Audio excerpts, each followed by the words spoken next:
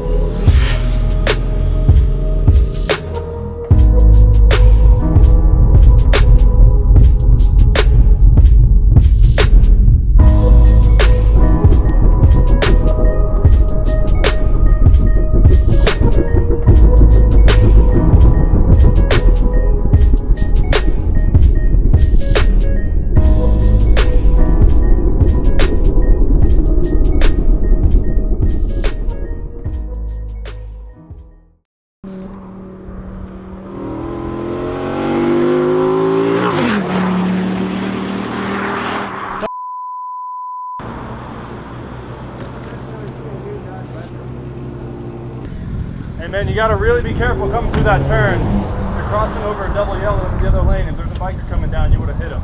Yeah. Alright? Alright, that one. Paul is really pissed off by this Viper driver. I am too. He apparently has marijuana in the car as well, and the cops are now looking for it.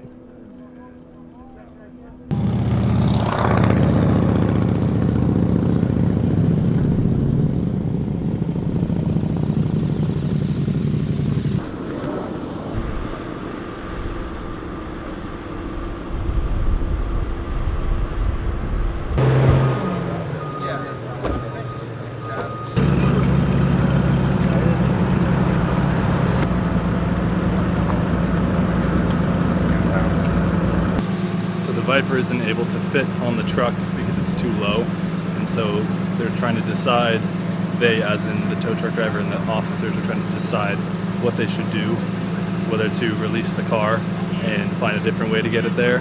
But as of right now, there's not enough space for the Viper to fit onto the car because of the lip of the spoiler is in the way. It's all carbon fiber, so as soon as that thing touches the trailer, the tow truck company would be liable for any damage that's done to that car. So it looks like they're now releasing the car back to the owner, and I don't exactly know what's going to happen after that. Not sure if he's able to drive it home or not.